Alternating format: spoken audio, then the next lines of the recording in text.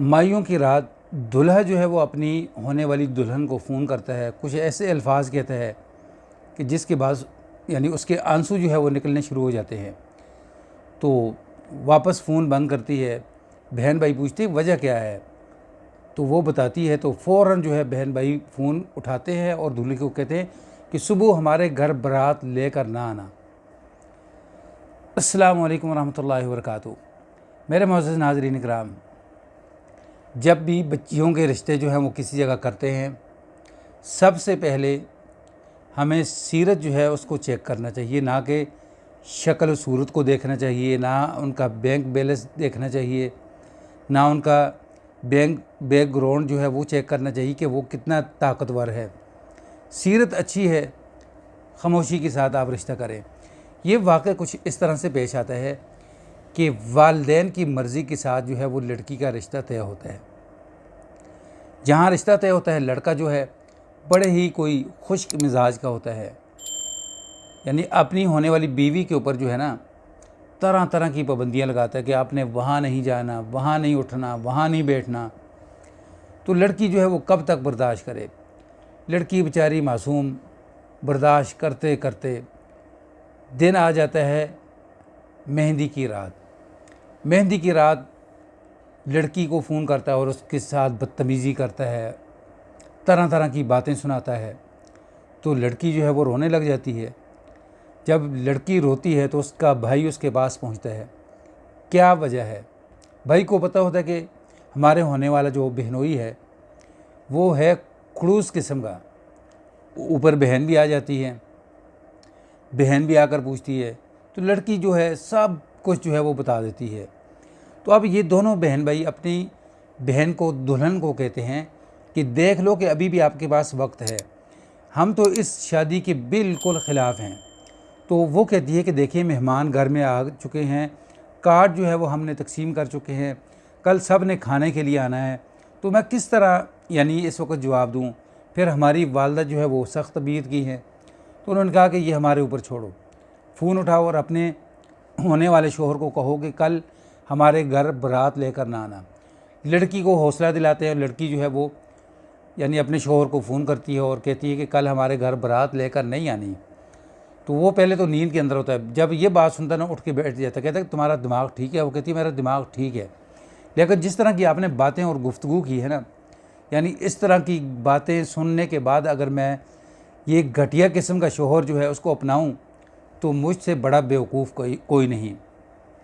खैर, रात जो है वो सब सो जाते हैं। सुबह जो वालदा है ना, इनकी दुल्हन की वालदा को पता चलता है। वो इनको खूब डांटती है कि यानी आपने इस तरह क्यों किया है। पता आपको सब मेहमान आ चुके हैं, तो खाना भी तैयार हो चुका है, मेहमान शादी हाल के अंदर पहुंचने वाले हैं कुछ घंटों के बाद। तो उन्होंने कहा कि माँ, आपको सब कुछ पता होने के बाद, सारी हकीकत जानने के बाद आपने ऐसा क्यों किया है। तो उसने फिर अपनी बेटी को, दुल्हन को बुलाया और बुलाकर कहा कि आपके साथ क्या बात की। तो उसने कहा कि माँ, जिस शोहर के अंदर यानी अपने ससुराल वालों की कोई इज़्ज़त ना हो, यानी आपको भी उसने गालियाँ दी हैं, मेरी बहन को भी गाली दी है, मेरे भाई को भी गाली दी है, तो अब मैं उसके साथ अगर शादी करूं तो मौत के कुएं के अंदर जो है मैं ख़ुद छलांग लगा रही हूं। तो माँ पहले अपने बच्चों को डांटती है, लेकिन फिर उसके बाद यानी अचानक दूल्हा जो है वो वहाँ पहुँचता है। तो आकर अपनी सास को कहता है कि इन्होंने मेरे साथ बदतमीज़ी की है। तो खैर, जो सास होती है ना वो अपने बच्चों को बाहर निकाल देती है और अपनी बेटी को, जिसकी शादी होती है, उसको बुलाती है और आकर पूछती है कि मुझे बताओ कि इसने क्या कहा। तो लड़की खुलकर बता दी कि इसने इस तरह यानी बदतमीज़ी की है। तो माँ कहती है कि अभी यानी इसी वक्त मेरे घर से निकल जाओ और दफ़ा हो जाओ। दूल्हे को वहाँ से निकालती है। तो फिर माँ कहती कि मेहमानों को भी मैं ख़ुद जवाब दूँगी, खाना जो मेहमान आएंगे ना हमारे घर, यानी उनको उसी शादी हाल के अंदर हम बैठकर खाना भी खिलाएंगे, तो होने वाले जो दूल्हा है उसकी असलियत जो है वो भी बतलाएंगे। तो नाजरीन, यानी उन्होंने बिल्कुल इसी तरह किया। दुल्हन सज कर जो है वो शादी हाल के अंदर पहुंची, सबको खाना खिलाया गया, लेकिन दूल्हा ना आया। तो फिर उसके बाद दुल्हन की वालदा ने ना सबको खामोश करके बतलाया कि ये मसला बना था, तो इस वजह से मैंने यानी अपने होने वाले दामाद को जो है बिल्कुल साफ इनकार कर दिया, माजरत कर ली। तो इसके ऊपर रिश्तेदारों ने उसकी बहुत ज़्यादा तारीफ़ की। सब ने कहा कि हम आपके साथ खड़े हैं, हम अब मिलकर आपके साथ आपकी बेटी का रिश्ता ढूंढेंगे और अच्छे घर का, यानी इससे भी अच्छे घर का और बेहतर अखलाक वाला लड़का ढूंढ कर इंशाअल्लाह हम आपको दिखलाएंगे।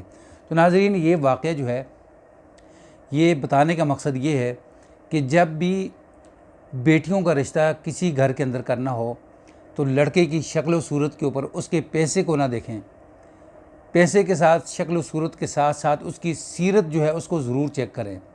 लड़के की अगर सीरत अच्छी है ना, यानी उसकी अखलाक, प्यार, बोल चाल अच्छे हैं उसके, वहाँ खामोश होकर रिश्ता करें। अगर उसके बोल चाल बिल्कुल ठीक नहीं है तो बिल्कुल वहाँ अपनी बच्चियों का रिश्ता ना करें।